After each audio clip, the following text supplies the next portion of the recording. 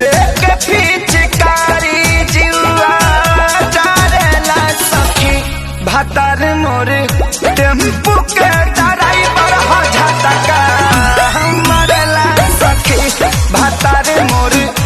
बैगनवा तोहार अब काम न करी, अरे खुजली थाली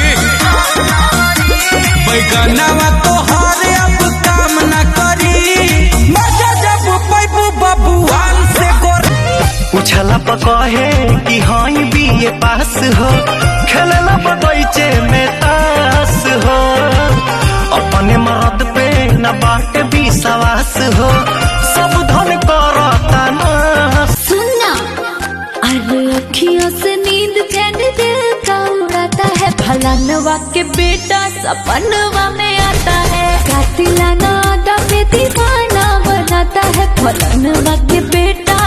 क्या हो 2 रुपया चोली रंगाई दे हो 2 रुपया हो, चोली रंगाई दे हो 2 रुपया, साया रंगाई 2 रुपया।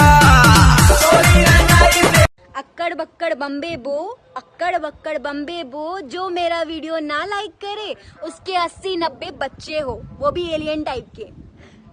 जानू जसा ही के बाड़ी बन भइल पके दरसन चीज चिकन मन परसन भइल।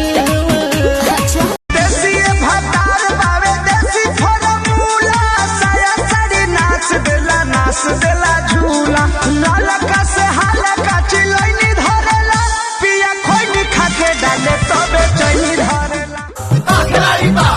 चौथे फागुन आवे सैया के यार, आ पिचकारी के ऐसन होवे सवार बोलो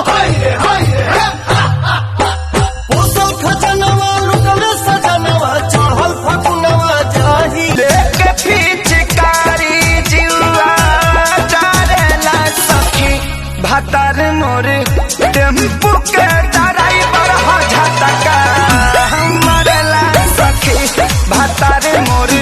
अखियों से नींद चैन दिल का उड़ाता है, फलानवा के बेटा सपनवा में आता है, कातिलाना आदा पे दीवाना बनाता है, फलानवा के बेटा। हिताई में आई के हिलावा तारी टोला, हिलावा तारी टोला, हम जीता हर बहिनी हो गई बबोला। देख पिचकारी जीवा डारेला सखी भातार मोर टेम्पू के ड्राइवर हो झटका मरला सखी भातार मोर। देसी भातार बावे देसी फॉर्मूला, साया साड़ी नाच देला झूला, नालका से हालका चिलैनी धरेला, पिया खोइनी खाके डाले तबे चैनी धरेला। रात मन भाता है, मन भाता है, अरे अखियों से नींद चैन दिल का उड़ाता है। सुनना अरे अखियों से नींद, अरे हमारो से बेसी हूँ तो पागल बिया, दिल्ली वाली दिल लेके भागल बिया, हमारो से बेसी हूँ तो पागल बिया, दिल्ली वाली दिल लेके